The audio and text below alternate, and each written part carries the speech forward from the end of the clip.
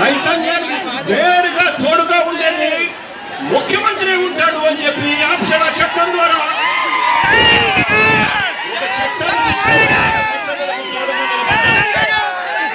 కానీ ఈరోజు అదే ఆప్షన్ చట్టాన్ని ఈరోజు చంద్రబాబు నాయుడు గారు ఉద్దేశపూర్వకంగా నిర్వీర్యం చేస్తా ఉన్న పరిస్థితులు ఈరోజు రాష్ట్రంలో వరకల ఎన్నికే కనిపిస్తా ఉన్నాయి. కంపెనీలన్నీ కూడా ఇష్టానుసారంగా ఫీల్డ్ ధరలు పెంచుకుంటూ పోతా ఉన్నారు. ఇదే చంద్రబాబు నాయుడు గారు ఎందుకు వీరిని నివారించలేకపోతా ఉన్నారు అని చంద్రబాబు నాయుడు గారిని గట్టిగా నిలదీస్తూ అడుగుతా ఉన్నారు.